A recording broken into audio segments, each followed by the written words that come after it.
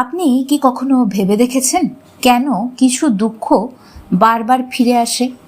যতই প্রার্থনা করুন, যতই চেষ্টা করুন, তবুও পুরোপুরি যেন কিছুই এড়ানো যায় না। কেন কিছু মানুষ সব ঠিক করেও অপ্রত্যাশিত আঘাত পায়? তাহলে কি সত্যি এমন কিছু আছে যাকে আমরা থামাতে পারি না? আজকের এই আলোচনা আপনার দৃষ্টিভঙ্গি বদলে দিতে পারে, তাই শেষ পর্যন্ত থাকুন।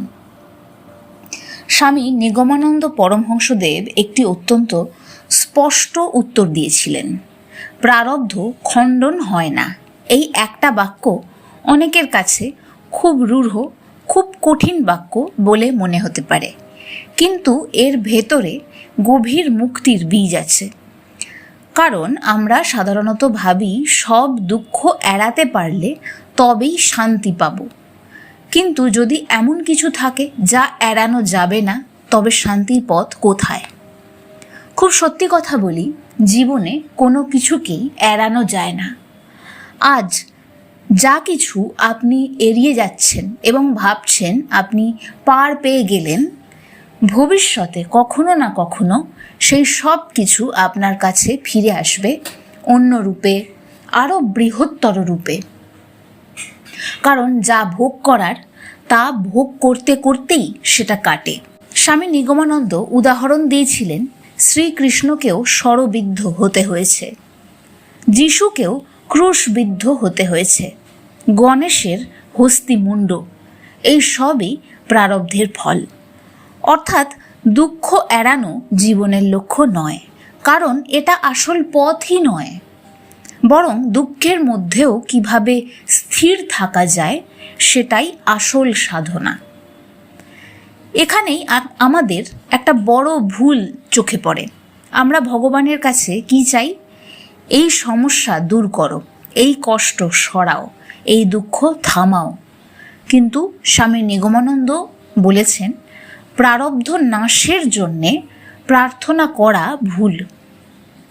বরং প্রার্থনা করা উচিত ঐশ্বরীয় কৃপার।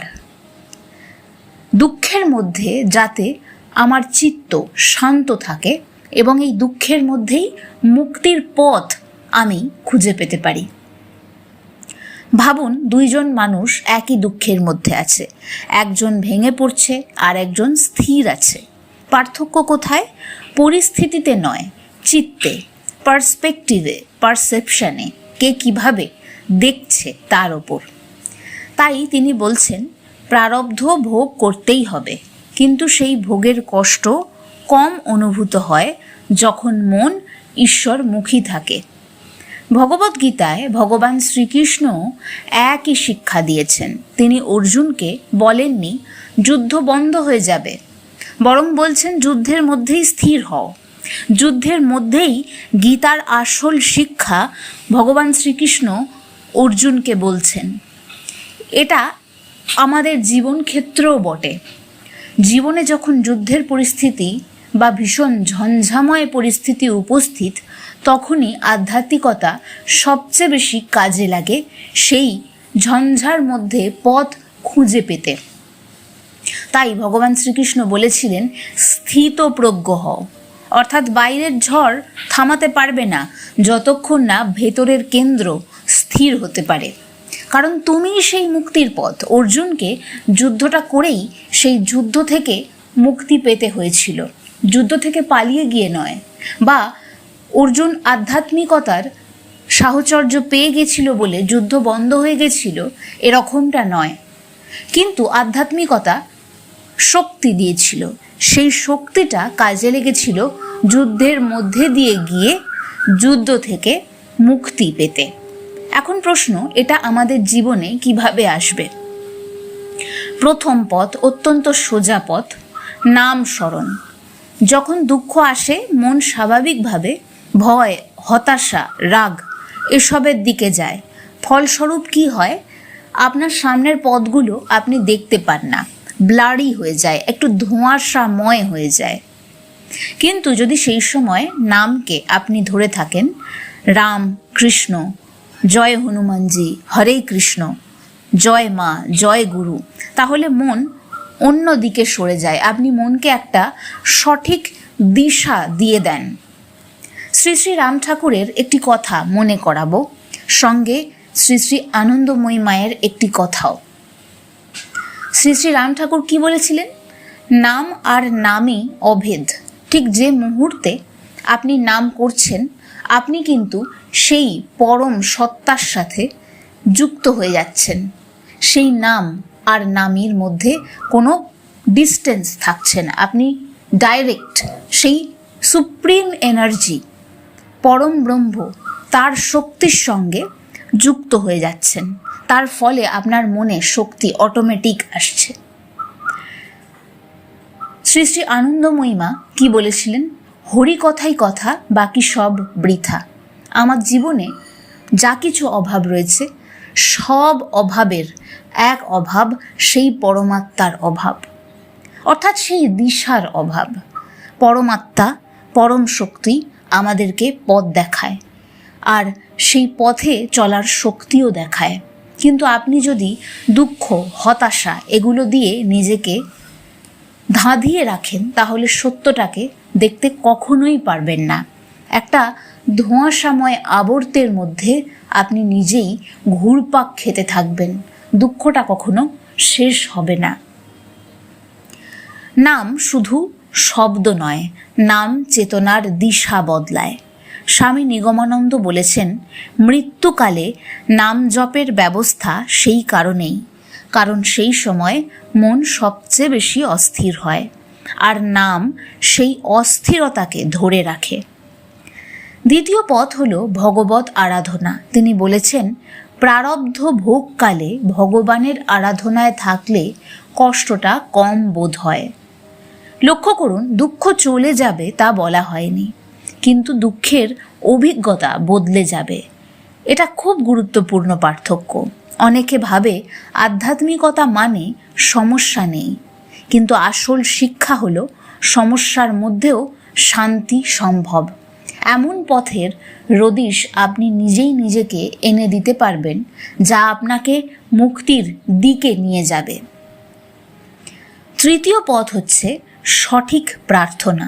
আমরা সাধারণত বলি এই কষ্ট সরাও, কিন্তু তিনি বলছেন এই রকম প্রার্থনা না করে আপনি বলুন, এই কষ্টের মধ্যেও আমার মন শান্ত রাখো, ক্ষমা চেয়ে নিন এবং তার থেকেই সেই সাহায্য চান, যাতে তিনি মুক্তির পথ আপনাকে দেখাতে পারেন।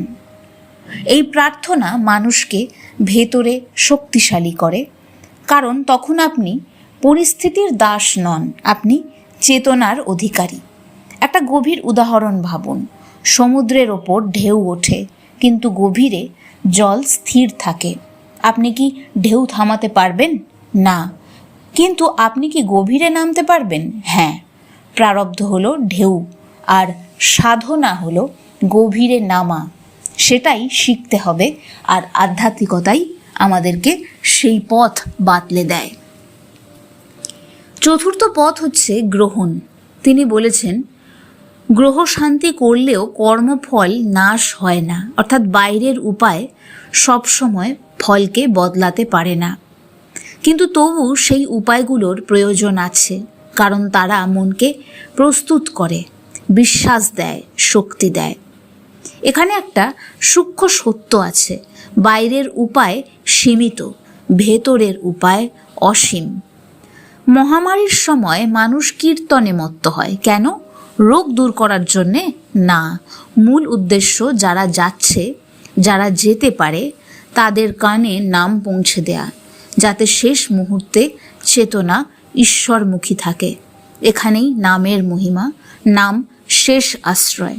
তার সাথে এই শব্দের দ্বারাও আমাদের মন নামমুখী হয়। এই মন যে নামমুখী হচ্ছে, এটাই আসল উদ্দেশ্য। এবার আসবো বাস্তব প্রয়োগে। যখন জীবনে কষ্ট আসে, প্রথমে নিজেকে থামান, সঙ্গে সঙ্গে প্রতিক্রিয়া দেবেন না। একটু দূরত্বে যান, কয়েক সেকেন্ড শ্বাস নিন, আসা যাওয়া প্রত্যক্ষ করুন, ঈশ্বরের নাম নিন 11 বার 21 বার, সংখ্যা বড় নয়, উপস্থিতি বড়। তারপর বলুন, আমি এই অভিজ্ঞতা এড়াতে পারবো না, কিন্তু এতে আমি ভেঙে পড়ব না, আমি এই ঘটনা থেকে শিক্ষা লাভ করব এবং সামনে কি করে ভালো কিছু করা যায় সেই চেষ্টা করব। তারপর একটা ছোট্ট প্রার্থনা, ভগবান এই অবস্থার মধ্যেও আমার মন শান্ত রাখো, পথ দেখাও। এই 3 ধাপ শ্বাস, নাম, প্রার্থনা আপনাকে ভেতরে স্থির করবে। আপনি আপনার আসল স্বরূপে থেকে পরিস্থিতির মোকাবিলা করার পথ খুঁজে পাবেন। আপনি যে সেই চৈতন্য হিসেবে ঘটনাকে ডিল করার উপায় খুঁজে পাবেন। আর একটা অভ্যাস গড়ে তুলুন, দুঃখ এলে প্রশ্ন করুন, আমি কি শিখছি? কারণ প্রারব্ধ শুধু শাস্তি নয়, শিক্ষা। যখন এই দৃষ্টিভঙ্গি আসে তখন দুঃখের অর্থ বদলে যায়। শেষে একটা গভীর সত্য মনে রাখুন, আপনি সব দুঃখ থামাতে পারবেন না, কিন্তু কিভাবে সেই দুঃখকে আপনি অনুভব করবেন এবং সেই পরিস্থিতিতে আপনি কিভাবে কাজকর্ম করবেন তার দ্বারাই আপনি সামনে মুক্তির পথ খুঁজে পাবেন, বদলাতে পারবেন আপনার সামনের ভবিষ্যৎ। আপনি সব পরিস্থিতি নিয়ন্ত্রণ করতে পারবেন না, কিন্তু আপনার মনকে স্থির করতে পারবেন। সেই মনই আপনার সামনে পথ খুলে দেবে। আপনি প্রারব্ধ এড়াতে পারবেন না, কিন্তু প্রারব্ধের মধ্যেও ঈশ্বরকে পেতে পারবেন। তাই আজ থেকেই প্রার্থনা বদলান, নাম, স্মরণ, ঈশ্বর চিন্তা এগুলিতে মনকে স্থির করুন, সঠিক পথে চলুন। যখন এই পরিবর্তন আসবে, জীবন বদলাতে শুরু করবে। যদি আজকের কথাগুলো আপনাদের হৃদয়ে সাড়া জাগিয়ে থাকে, কমেন্টে লিখুন জয় গুরু। লাইক করুন, শেয়ার করুন, সাবস্ক্রাইব করে স্পিরিচুয়ালিজম এন্ড লাইফ পরিবারের অংশ হন।